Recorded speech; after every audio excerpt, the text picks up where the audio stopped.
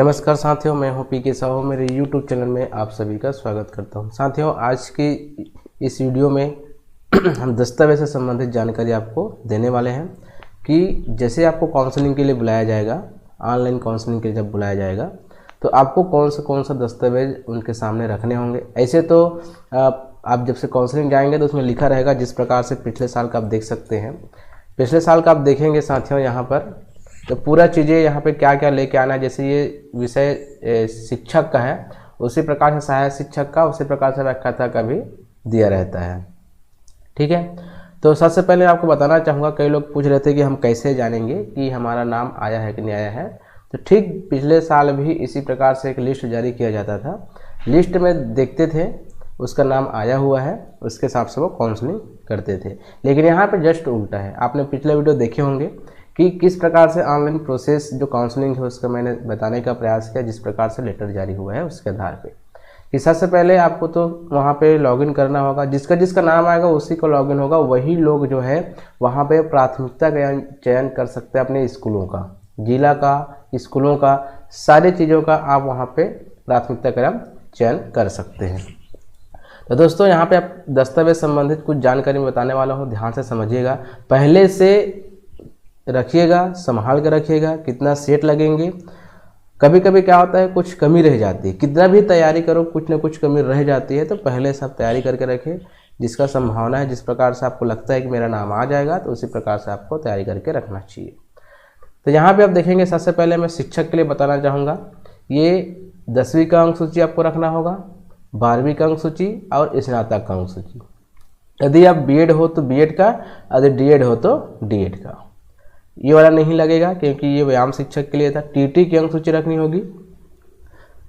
ये जो उच्च प्राथमिक के लिए जो टीटी आपने उत्तीर्ण किया है ये रखना होगा।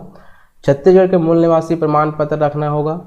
सक्षम अधिकारी द्वारा जारी स्थायी जाति प्रमाण पत्र, एक तो एसडीएम वाला रहता है जो सक्षम अधिकारी द्वारा रहता है, एक जो है सत्यापन वाला रहता है। तो सत्यापन मेरे ख्याल से नहीं लेके जाएंगे फिर भी चलेगा। यहाँ पे स्थायी जाति सक्षम अधिकारी द्वारा जारी किया गया वो आपको मांगेंगे। कई लोग ये पूछते हैं कि मेरा तो पुराना हो गया है, नया बन सकता है क्या। साथियों, जाति यदि बन गया है तो उसको और डबल बनाने की आवश्यकता ही नहीं है ना। बन गया है तो पुराना भी चलेगा। दिव्यांगता प्रमाण पत्र यदि आपको लागू है तो आप लेके जाइए। व्यापम द्वारा जारी प्रवेश पत्र, व्यापम द्वारा जारी प्रवेश पत्र आपको ले जाना ही होगा।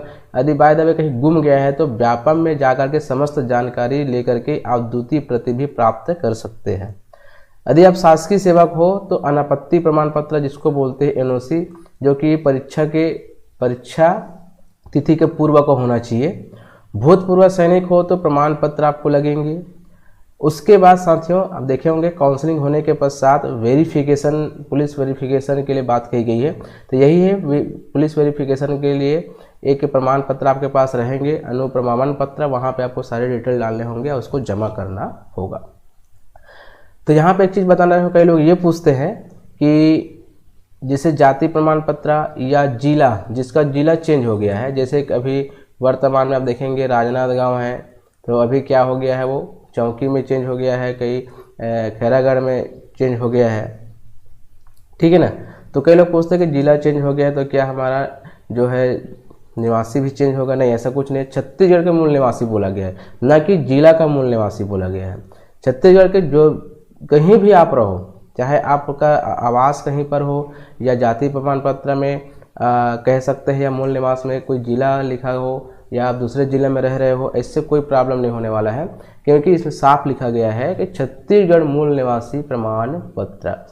कई लोग ये पूछते हैं कि हमारा कोई चीफ वाला कोई बन रहा है उसको लेके जाएं या पुराना वाला। तो साथियों, जाति प्रमाण पत्र, मूल निवासी प्रमाण पत्र जो बन चुका है वो सभी ओरिजिनल है, इसमें कुछ चेंज करने की आवश्यकता नहीं है। क्योंकि पिछले बार में मैंने अपना पुराना ही लेके गया था, कोई नया नहीं बनाया था। बहुत लोगों के पास पुराना था, उसी को लेके गए थे, और जो नया बनाए थे वो नया बनाए थे। ठीक है ना। अब यहाँ पे हम देखते हैं कि उसके बाद ये तो हो गया शिक्षक का हो गया। अब सहायक शिक्षक में आपका ये देखिए, यहाँ पे हम देखते हैं सहायक शिक्षक के लिए देखते हैं। यहाँ पे 10वीं का लगेगा, 12वीं का लगेगा, है ना, ये दोनों तो आपका अनिवार्य है।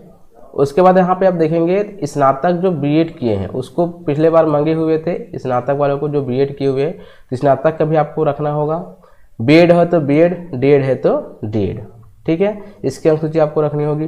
टीटी आपको रखनी है प्राथमिक का, मूल निवासी प्रमाण पत्र, स्थायी जाति, दिव्यांगता, व्यापम प्रवेश पत्र, नियोक्ता अनापत्ति प्रमाण पत्र, भूतपूर्व सैनिक हो तो प्रमाण पत्र, और ये तो आपको वहाँ पे आपको दिए जाएंगे या निकालने के लिए बोला जाएगा।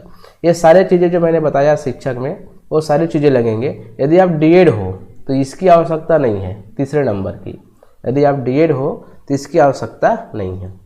उसके बाद कई लोग बोलते हैं विवाह सर्टिफिकेट, मतलब मैरिज जो सर्टिफिकेट है, शादी की जो सर्टिफिकेट वो भी लगता है क्या, तो आपसे कहना चाहूँगा आप रख लीजिए, कोई दिक्कत नहीं है। यदि मांगते हैं तो आपको देना है, यदि नहीं मांगते हैं तो नहीं देना है। पिछले बार सभी लोग रखे थे, जिसके पास मैरिज सर्टिफिकेट थे सभी लेके गए थे, लेकिन मांगने पर ही दे, पहले से ना दे कि मेरे पास मैरिज सर्टिफिकेट है ना। आप रख सकते हैं लेकिन मांगने के उपरांत ही दे मैरिज सर्टिफिकेट। अब बनता कैसे है ये आपको पता है, लड़की पक्ष से बनता है, ग्राम पंचायत बन जाता है, वो कहाँ रह रहा है उसके आधार पे, नगर पंचायत है नगर पंचायत में बनेंगे, जिस क्षेत्र के अंतर्गत आप आते हैं वहाँ पे आसानी से ये बन जाता है। समस्त प्रमाण पत्र जो होता है साथियों आपको रिजल्ट आने के पहले से बनाना होगा। ये विवाह सर्टिफिकेट है ये बाद में बनाओगे चलेगा, या उसके पहले आपको बनाना अनिवार्य होगा। उसके बाद कई लोगों का नाम परिवर्तन रहता है, जैसे 10वीं में मान लीजिए कहीं पे सरनेम लगा है, कहीं पे दूसरे सर्टिफिकेट में सरनेम नहीं लगा है, ऐसे बहुत सारे दुविधा होती है ना। कई लोगों के पिताजी के नाम में सरनेम नहीं लगा रहता है, इस प्रकार से कुछ कंडीशन मेरे पास आए हुए थे, मैसेज आए हुए थे। तो आपसे कहना चाहूँगा कि आप एक जो है एफिडेविट बनवा लीजिए कि आपको किस नाम से जाना जाए, 10वीं के अंक सूची के अनुसार या आपने फॉर्म भरे हैं उसके अनुसार, ये आप एक एफिडेविट बनवा लीजिए। और उसको भी मांगेंगे तभी देंगे कि नाम के अनुसार कि आपको किस नाम से जाना जाए, मांगेंगे तभी देंगे, पहले से बनवा के आप रख सकते हैं, ठीक है। दूसरा हो गया, इसमें कोई देखिए एक तीसरा एफिडेविट और लगता है कि आपका जैसे चयन होगा, जैसे ही चयन होगा तो आपको किस पद में चयन हुआ है, मतलब काउंसलिंग के आप जा रहे हैं, काउंसलिंग के लिए आप जा रहे हैं, दस्तावेज सत्यापन के लिए आप जा रहे हैं, तो उसमें आपको एक शपथ देना होगा, सॉरी एफिडेविट नहीं शपथ देना होगा कि मेरा अंक सूची 10वीं 12वीं जो जैसे भी है, मेरा नाम फलाना फलाने जिला में या इस स्कूल में नाम आया है, इस ई में या टी में चयन हुआ है, उसके जो दिया है वो पूर्णतः सत्य है, असत्य पाए जाने पर जैसे भी वहाँ पे वो जैसे भी आप बोलोगे वहाँ पे वो लिख देते हैं।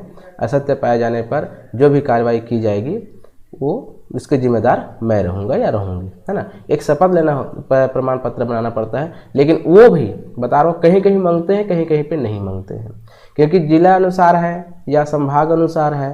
तो कई संभाग में अलग अलग तरीके से कई जगह मांग लेते हैं, कई जगह नहीं मांगते हैं। जैसे हम देखेंगे पिछले साल कुछ जगह मांग रहे थे, कुछ जगह नहीं मांग रहे थे। तो मांगते हैं तो देते हैं, लेकिन पहले से बनवा के रखिए ताकि आप सत्यापन में यदि आप जाते हैं तो आपको दोबारा उसको बनाने की आवश्यकता ही ना हो, आप पहले से तैयार होकर चले जाइए। सारी चीज़ें आपको कंप्लीट यहाँ पे लेके जाना है। स्वहस्ताक्षरित यहाँ पे पहले सभी दस्तावेजों में साइन के साथ नाम के साथ जो है हस्ताक्षर करना होता था। अब अभी किस प्रकार से आपके पास निर्देश आते हैं उसके अनुसार ही करिएगा, लेकिन कम से कम आप साथियों 3 से 4 सेट बना के रख लीजिए, मतलब कम ना हो अधिक सेट। एक सेट तो मांगते हैं वहाँ पे, हम लोगों को एक सेट मांगे हुए थे, है ना।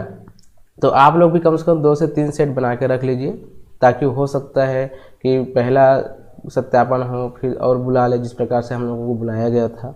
तो थोड़ा सा सारी चीज़ें फोटो कॉपी करके स्पष्ट बढ़िया रख लीजिए। ये वाला मत करिएगा, जब तक कि निर्देश नहीं आते तब तक ये वाला मत रख रहिएगा कि तुरंत आप कर सकते हो, ठीक है ना।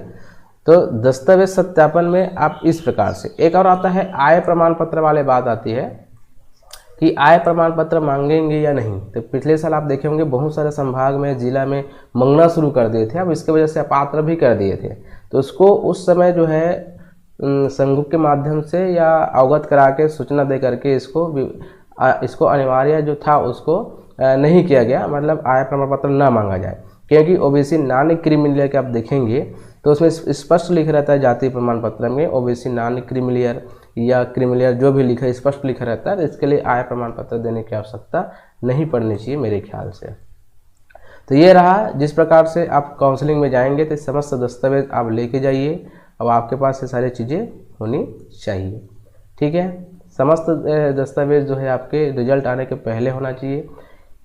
अब देख सकते हैं कुछ जैसे कि एफिडेविट है, शपथ है, वो बाद में बनवाएंगे, नाम आने के बाद फिर भी चलेगा। जो सर्टिफिकेट मतलब आसानी से बन जाता है वो जैसे कि शपथ है या एफिडेविट है, ये कोई ज़रूरी नहीं है कि आप रिजल्ट के पहले से बनाओ, ये बाद में भी आप बना सकते हैं। जिस प्रकार जिस दिन आप जाएंगे उसी दिन भी आप बना सकते हैं। तो दोस्तों ये रहा दस्तावेज से संबंधित जानकारी। यहाँ पे व्याख्याता के लिए देखें तो व्याख्याता के लिए इसके जगह स्थान पे स्नातकोत्तर का लगेगा, बस बाकी सेम लगेंगे। बीएड ही लगेंगे, डीएड वाला नहीं है। आप लोग हो तो स्नातकोत्तर बस के ले जाइए, बाकी सेम रहेगा। टीटी बस नहीं रहेगा उसमें, ये टीटी नहीं रहेगा, और आपका स्नातक के स्थान पे स्नातकोत्तर का सर्टिफिकेट आपको लगेंगे। बाकी आप देख सकते हैं पूरी चीज़ें लगना ही लगना है। तो दोस्तों आज की वीडियो में इतना ही। यदि अच्छा लगे तो लाइक कमेंट शेयर अवश्य करें। दस्तावेज संबंधित या काउंसलिंग से संबंधित यदि और किसी को जानकारी चाहिए तो कमेंट बॉक्स में ज़रूर लिखिएगा, यथासंभव मैं बताने का प्रयास जरूर करूँगा। धन्यवाद।